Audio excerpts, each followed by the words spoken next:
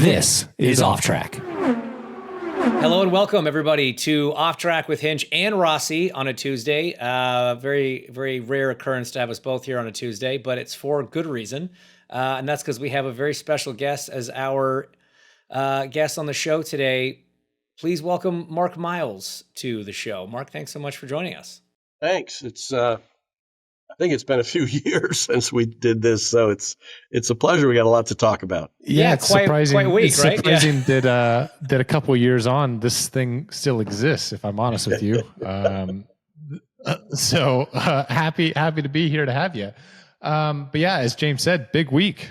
Why don't you walk us through what you've been up to? Well, in a way, these things end up being almost anticlimactic, which is it was such an important event that it's a little bit of an oxymoron to say that. But I say it because this has been a conversation really for months.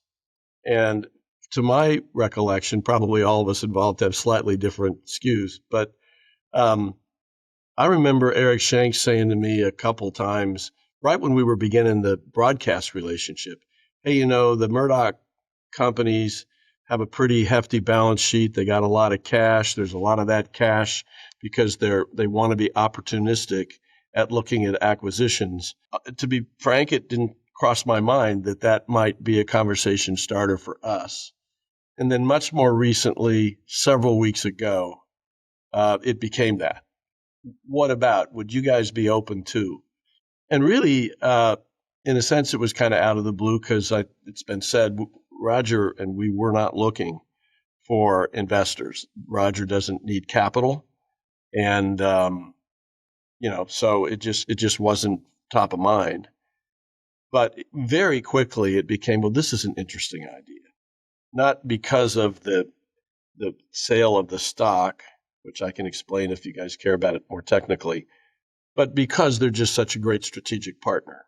So for us, it was important that I should back up. In short order, they gained the trust of Roger Penske and all of us as great partners for reasons that you guys are nodding your heads are pretty obvious, right? They always underpromised, over-delivered. They took initiative and didn't even ask, like those spots that we all saw kind of at the end of football season. They just did them, and they were fabulous. And they spent a lot of money on things that they didn't have to do. But it's sort of beginning to build this bridge of trust that they really care about the property. Everybody knew that Eric Shanks cares about racing and IndyCar in particular, but they really are agile and put money behind their thoughts to kind of help us grow, but also in retrospect to show us that they take initiative and they can make an impact. So in short order, the benefits of the strategy to us were obvious. It didn't take a long conversation to work out kind of the economics of the pricing of the stock, which was Penske Corp stock sold to Fox. And then there's the separate piece, which frankly took the longest because one thing is to bring in a minority investor that has equity in the company. Another thing is how do you handle the media rights? And you'll probably want to talk about that more, but that's always been a separate conversation, related but separate conversation, and a separate media licensing agreement. And that was the thing that sort of took the longest to work through and finalize before we could go. I just want to know, before we get into the details of that, and then also what it means for the future of the sport, like you right off the bat, it was RP and you and all of Penske Corp wasn't really interested in a partner. They weren't interested in a sale per se. And then these conversations started happening. Was there a catalyst that kind of made that door open? Or how did that come to be something that, we're not that interested, to, this is what we'd love to do and we're going to do going forward? It was really simple. It wasn't that we were not interested in the conversation they began. It was that we just weren't generally looking at all to sell equity in the company. The catalyst was Eric Shanks saying, hey, we'd like to talk to you about investing in the company. And you probably understand their rationale, but it was easy for them to articulate. And very quickly, we were like, that's an interesting idea. So there wasn't any other cause, right? It wasn't that he had to have the money at Penske Corp or capital. We just thought they'd make outstanding partners. Mark, I have $23 set aside for investments. It's earmarked. I need a couple days to free it up. Can I get in on this? Well, you won't be able to get registered stock. You'd have to buy it through me. Okay. I'm willing to have a little side hustle here, and but I don't think the entry price is $23, mate. Okay, it's going to take a couple days for me to move some things around to get that 23 freed up, but we'll talk. Okay, Yeah, fair. we'll make sure you guys get connected offline. So Mark, so you kind of mentioned it, but you said that this was actually an acquisition into Penske Corp, or No, I didn't mean to say that. 100% of the stock of the company, Penske Entertainment Company, had been owned by Penske Corp.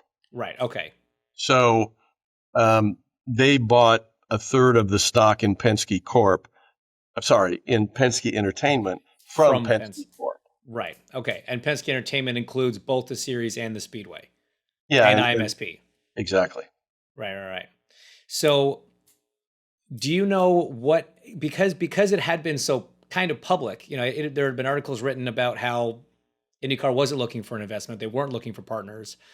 Do you know from Fox and from Eric Shank's side what kind of motivated him to even broach the subject? I mean, yeah, fine. He said they had some capital. They were looking at, different acquisition opportunities, but it had been very publicly discussed that this was not really something IndyCar was interested in. So do you know what kind of made him bring up the idea in the first place? No, I don't know that if there was one kind of precipitating factor for Eric or Fox. They'd spent months getting to know us. I guess it's good news, bad news. They clearly think there's a big upside, and they want to be part of that ride as an investor. So that's that.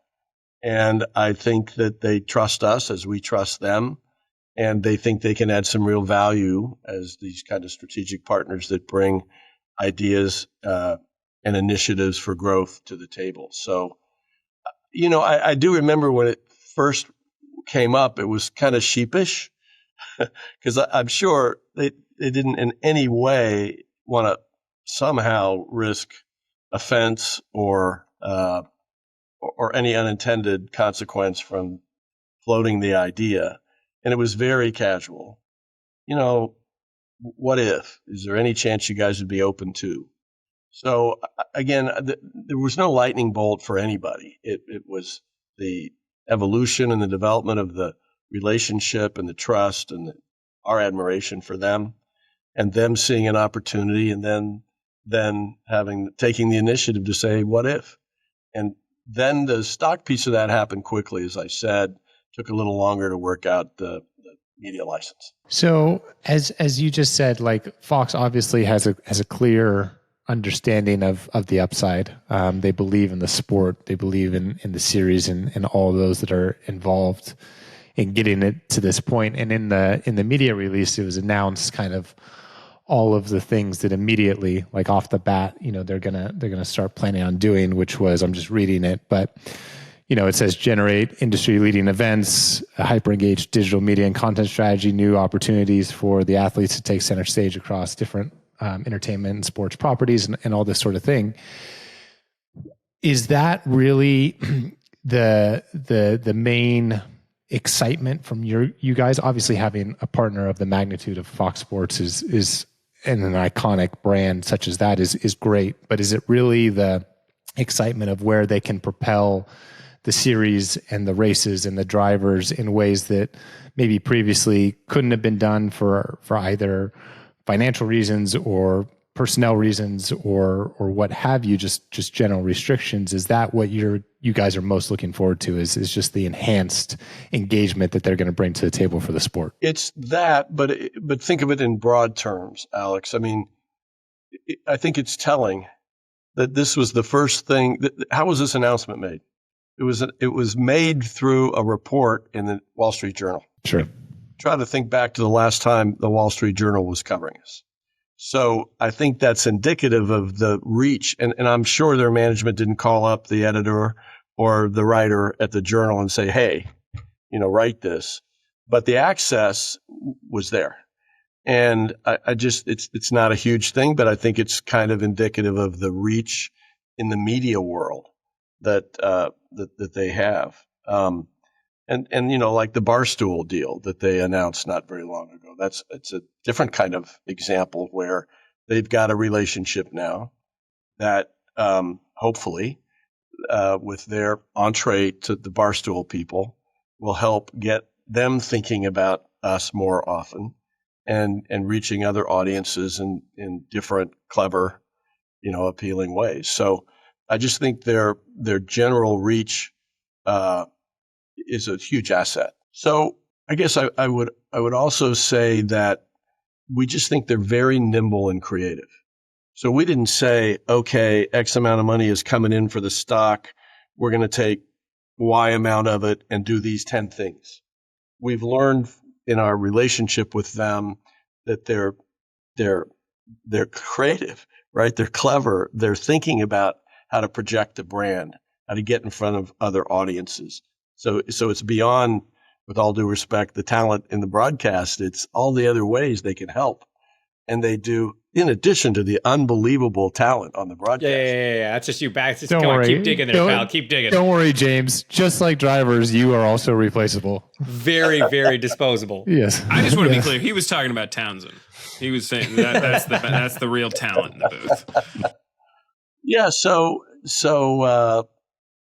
it was just quick that this could be a great fit. We know we will get along.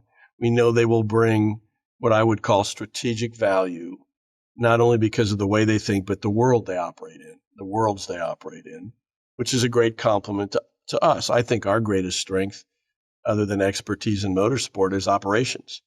And so this is just a great way to not only round that out, but I think blow it up hopefully in a really significant way.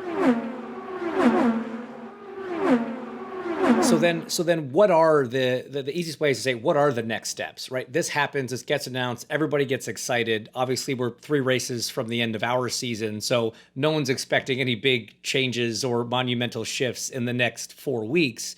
But what is the process from IndyCar side, from Fox's side, the way you guys work together in establishing, okay, how do we start tackling the issues that we have or the things, the goals that we're going after? Yeah, it isn't a firmly prescribed process, but today, a couple senior people at Fox and a couple senior people at Penske Entertainment, not long from now, we'll have a conversation about ideas or categories of ideas. Later this week, senior people from Penske Entertainment will meet as a group and start generating our ideas and our priorities. And then we just pull them together. And whether that means in a week or two or at the end of the season, there'll be a kumbaya meeting that's a strategy session with everybody or not, I don't know. My guess is we won't do it that way because neither one of us likes waiting. It'll be, there's an idea. Why don't we do it? So, but I think Alex already read some of the categories. We think we've been talking about this for a while, but I think we got a great ally in helping execute the idea of having our events in places that will lift the sport and putting them forward in a way that will make a difference. So we had obviously already announced Arlington and with great partners, and that sort of emblematic of the openness to dealing with big franchises, big organizations in the media and in sports. And by the way, you'll recall they helped us push that right out of the box with NFL football. They were covering in Arlington right then when that announcement was made.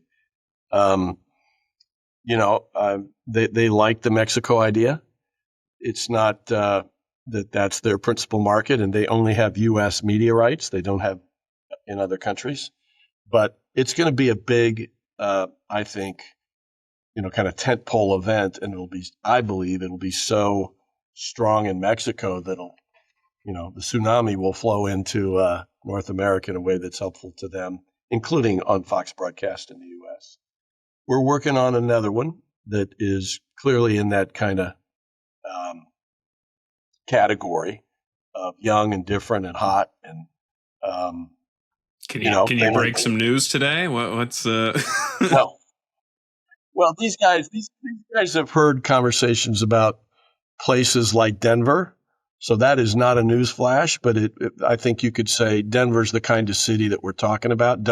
I did not just tell you that we're working in Denver, but it's an example of a market we're not in that we think is young and aggressive and kind of aspirational for a lot of people. So do you imagine, or are you foreshadowing that this relationship with Fox is going to kind of give you some horsepower that you maybe didn't have going into some of these new markets? Maybe if there was a little bit of opposition here or there from various parties, is this now kind of the extra leg that you need in order to move the needle in the direction of a yes vote for these new markets?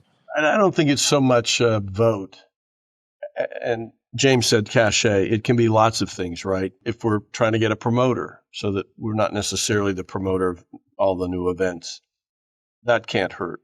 If it's entree, so, there can't be a major league franchise where they don't know the ownership and the management in this country. So door opening for partnerships and that could lead to races.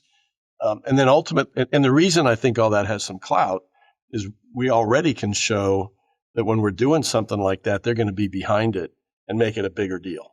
So I just think there's a lot of ways they can play in making that more achievable faster. Now, you mentioned it earlier and said we'd get to it, but it is an interesting question as we are in year one, having finished year one of the media rights deal with Fox. Now they're a part owner of the whole program. What does that mean long-term for the media rights situation with IndyCar and the TV provider? And maybe specifically for James, and can I get a contract extension or?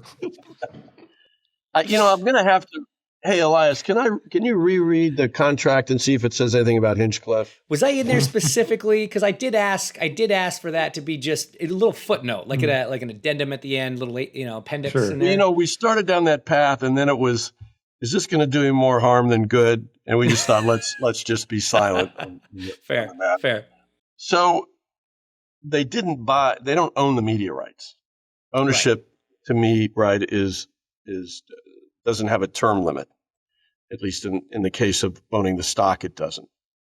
They had a license for a few years, which you guys are all keenly aware of and part of. And we extended the term by a few years. You can't give specifics on those numbers? I'm not going to, but I would just tell you, there are 20-year deals in rights in the U.S. It's not that kind of long term. Right. So they remain our partner. They're going to pay us a little bit more during the extended years. That's a good thing, and bring some other value to the table in the broadcast. And then when the license is reaching its term, we are absolutely free to go to the market and see what's in the market, right? And frankly, it'll be interesting, right? I think we kind of got the best of both worlds because if three other, Apple and NBC wants it back and name anybody else you want it, that they're going to have every chance to get it.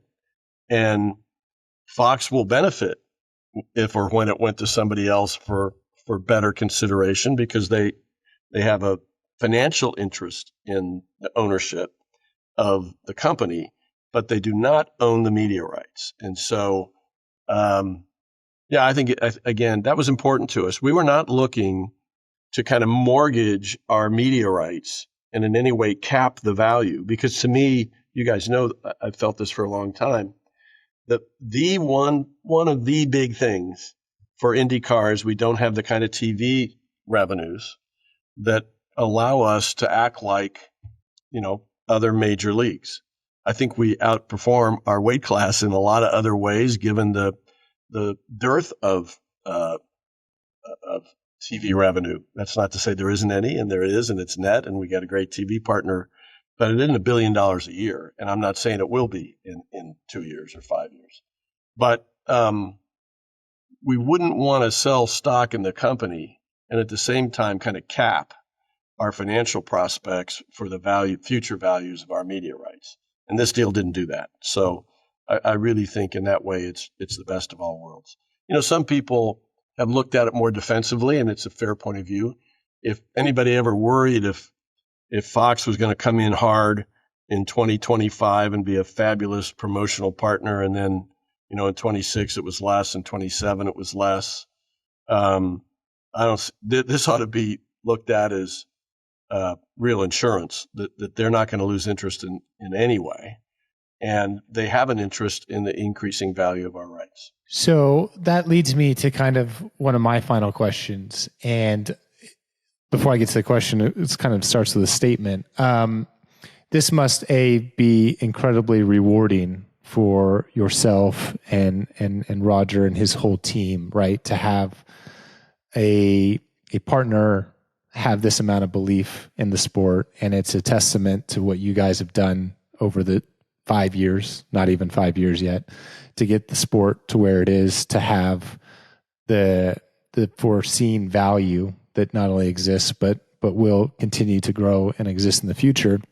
Now that there's a partner involved, now that it's Fox, does it add or take away some of the pressure of, there's so much talk after every weekend, right, about a TV number being this or a TV number being that or all this sort of thing. Does it create a situation where you feel like you have to continue delivering, or do you feel like a little bit of the burden is kind of now shared across all of you, and you're going to work to make it grow together? Like how does that kind of fall? It's an interesting question. I kind of don't think that way. I can speak for myself in that regard. I mean, I remember Versus, right, and ABC, and you never knew where the hell to find IndyCar racing.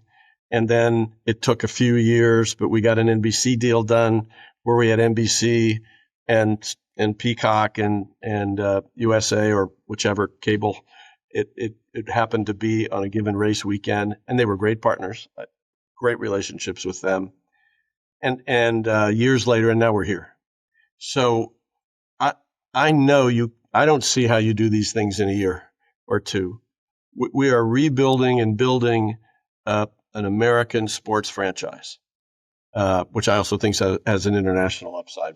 It's a whole other matter. But so I've never had any doubt that the deal with Fox will produce important increases in our TV audiences, which is kind of foundational to TV rights achievement sometime in the future. So, and it's true. I mean, people can write about whatever they think about the numbers. At the end of this year, I'll make the bet with Tim. He can get his 25, was it cents or bucks? I can't remember. It was $23. Yeah. We can bump it to 25 if James can lend me some. We'll make it US dollars. I don't want any argument about which kind of dollars. Anyway, we're going to have a 40% increase year over year in our average television last year versus this year. I understand how we get it, right? It's kind of a slam dunk because everything's on network and we don't have 2 or 3 races solely on Peacock or on USA or maybe CNBC. It's Fox. But that's a big deal, and those are real eyeballs, and it increases our value. The next year, talking with Eric, we've all agreed, now we got to start to move the average as that first year of all network cycles through. So we got to do things like Arlington or Mexico or other, I hope, creative things and more digital and the like. So I just don't think of it as, oh my God, this week was 750,000 instead of 850. We're building it, and we want to make good, steady progress. So does Fox, and that will benefit the team owners, the drivers, and everybody as the series goes up over time. Well, this has all been great. And Mark, we can't thank you enough for taking the time to sit with us. We know you haven't had a lot of interviews since this news broke, so honored that you decided to take some time and chat with us. Because again, this is going right to the core fan base. These are the people that are passionate about IndyCar racing. And on that note, there's one thing I just want to end with. It's kind of pivoting a little bit. I don't know if you can or not, but there's a lot of talk right now about next year. And obviously this has been taking a lot of your time and focus and energy. Is there any news that you can share about calendar for 26 and where we might be on that? No. Okay. You know about Arlington. You know the date. You know one or more things that we continue to work on. But no, I think the next step will be to probably there may be two steps about two different events, but at least by the second one, we'll put the whole calendar out and it'll all become clear. But we got to get all the pieces nailed down before we go public. But it's going to be a good calendar. There'll be some novel things in it that we think are exciting, and we are eager to get it out. Tuesday night races, is that a thing? Let's go. Let's go. That sounds like a Tim idea. You guys, I'm still good to like bum around racetracks, right? This doesn't change anything. You pay. Yeah. We'll see. Anyway, listen, I appreciate you guys having me. I love what you do in every way around the sport, and I think you know I mean that. And so it's a pleasure. Likewise, buddy. Thank you so much. We will see you out in Portland. All right. Take care. Safe travels. Take care. Have a good one. See ya. This has been Off Track with Hinch and Rossi. Off Track is part of the SiriusXM Sports Podcast Network. If you enjoyed this episode and want to hear more, please give a 5-star rating and leave a review. Subscribe today wherever you stream your podcasts. We are at Ask Off Track on Twitter and Instagram. And if you want to follow us on Twitter, we're at Hinchtown and at Alexander Rossi. If you want to follow Tim, though we have no idea why you would, he's at the Tim Durham on Twitter. Find us on YouTube and subscribe to our channel for exclusive video content. Off Track is produced by Tim Durham, and by that we mean Tim.